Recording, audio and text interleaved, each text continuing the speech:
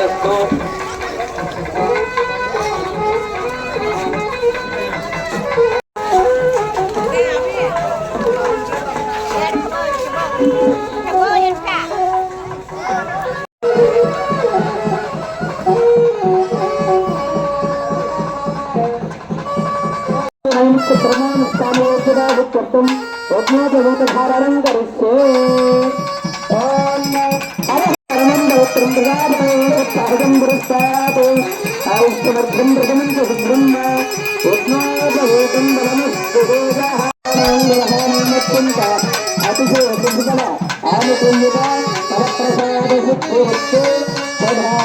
తథాస్తు. చక్కగా స్వామివారి కళ్యాణోత్సవంలో భాగంగా భాషికాలు కట్టాం. తదుపరి యజ్ఞోపవీతం అనేటటువంటి ధారణ చేశాం. ఇక్కడ వివాహంలో అబ్బాయి చక్కగా అలంకరించుకున్నటువంటి ముఖాలపై పెద్ద పెద్ద భాషికాలు కడతారు. ఎందుకని కడతారు? ఈ రోజుల్లో చిన్న వచ్చేసాయి దాదాపుగా, అవి కూడా తగ్గించేస్తున్నారు. అమ్మవారికి అమ్మవారికి చక్కగా ముఖం ఎద్దు భాషిక ధారణ చేశాం. తదుపరి రక్ష మీద పడుతూ ఉంటాయి. ఈ దృష్టి లోపం వాళ్ళకి కలగకూడదనే భావంతో ముఖాన భాషిక ధారణం అనేటువంటిది చేస్తాం. దిష్టి తగలడం అంటారు. అంటే మన కార్యక్రమంలో చూస్తున్నాం, మధ్యలో ఏదన్నా అవాంతరం వచ్చిన గ్రామం మధ్యలో, అటువంటిప్పుడు వివాహాలని కానీ ఆపుకోకుండా మమ్మల్ని మా యొక్క గ్రామాన్ని ఎటువంటి అపమృత్యులు అవాంతరాలు రాకుండా అనుగ్రహించు స్వామి అని చెప్పి స్వామివారికి కంకణాలు కట్టాం. తదుపరి యజ్ఞోపవీత ధారణ. అట్లాగా వాటిలో మొదటిదేమో వేదధ్యయనం, సంపూర్ణం వేదాన్ని గృహస్థాశ్రమ ధర్మం, భార్యాధర్మం పాటించడానికి. మూడవది ఉత్తరీయార్థం, పై వస్త్రము. యజ్ఞోపవీతం బలముత్తేజ. యజ్ఞోపవీత ధారణ ఎవరైతే పొంది ఉంటారో, నిత్యం ఎవరైతే గాయత్రి జపం చేస్తూ ఉంటారో, అమ్మవారి జపము, వారికి అమ్మవారి నమస్కరిస్తే ప్రతి జీవనము కొత్త రోజులు తన ఆభరణములు అదే స్త్రాహాన్ని సుఖగాన సుఖగాన ప్రియమాన అధికుంద్రాత్మాన పురంధ్ర హర హర మహాదేవ, హర హర మహాదేవ, హర హర మహాదేవ.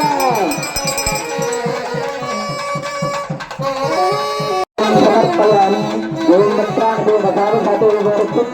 మంటవే అసర్గా అవాచర్తమృతాన విశ్వరూపేణ నిద్రావరుణాసుతే.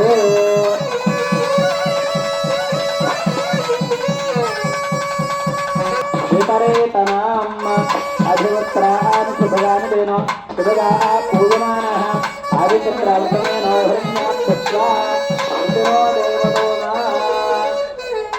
అభివస్త్రాన్ని శుభగాని దేవో శుభగా పూయమాన అభిచంద్రస్తమేనో హరిణ్యాభ్యస్వా అభిశ్రీయాతనం గృహే లక్ష్మీరాస్తయాం కేటయామాసగం శ్రీరాజు శుభుకే ముఖం హేమవతో భయ భూయాగం భవంతురు.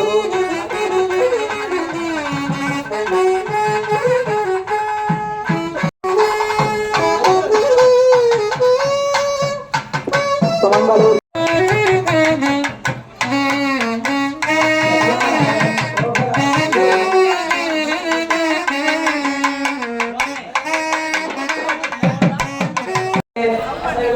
ఏమిటి, వీళ్ళ వంశం ఏమిటి, వీళ్ళ కుమ్మలం ఏమిటి అంతే కదా. ఇటు ఏడుతున్నాడా ఏడుతున్నాడా చూడాలంటారు. కనీసం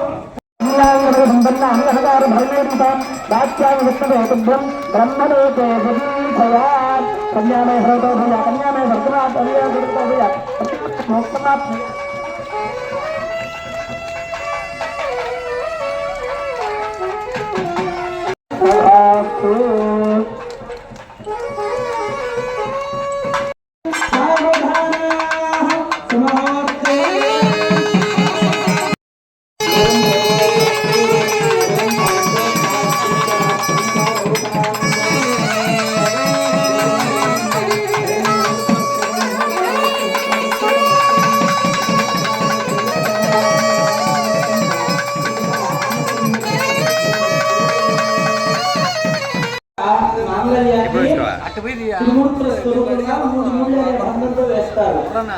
అనే మంత్రంతో కడతారు.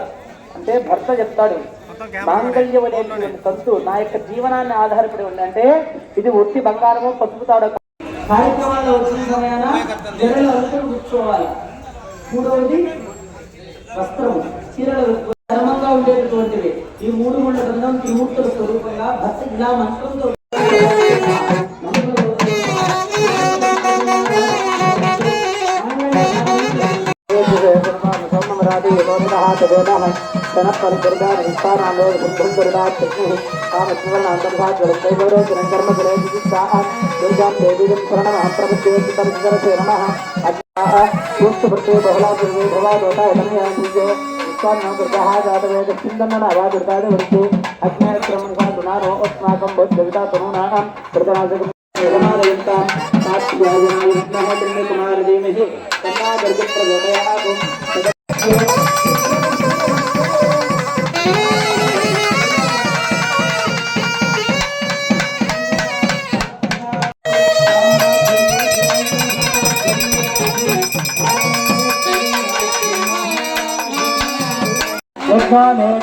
సమృద్ధతాం